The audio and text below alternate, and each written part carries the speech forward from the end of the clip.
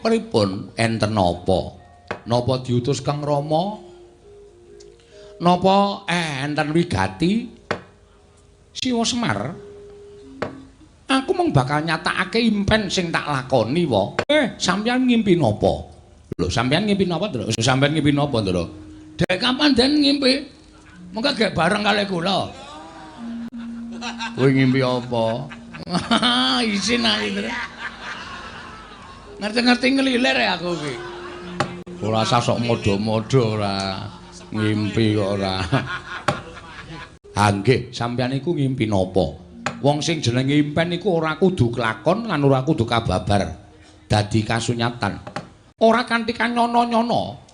Siwanayantaka lenggah ana ing pendhapa padukuhan. Nanging gumebyar cahyane kaya mangku sanggiwang rembulan wae. Hei! Weh. Piye kowe? Semar mangku Dek Wulan. Bagong nek ora krungu kupinge digebek sik kono. Apa piye maksude?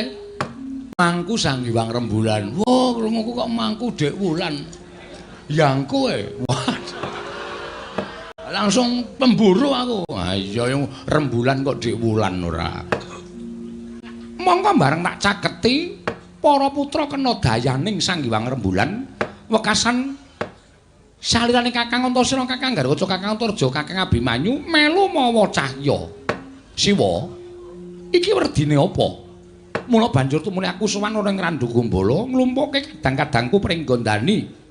Jangkar bumi lan Tanjung Anom ing wigati bakal tak irit sowan ngersaning Siwanayantaka. Lan apa ta wigatine? Yen to pancen Siwanayantaka kuwi duwe gegayuhan, yen to pancen Siwanayantaka kuwi duwe kekarepan, anak-anak Pandhawa ora bakal mangku asta wisuh lumuh ngentasi perkara. Mesti aku bakal sak biantu karo Siwanayantaka wae.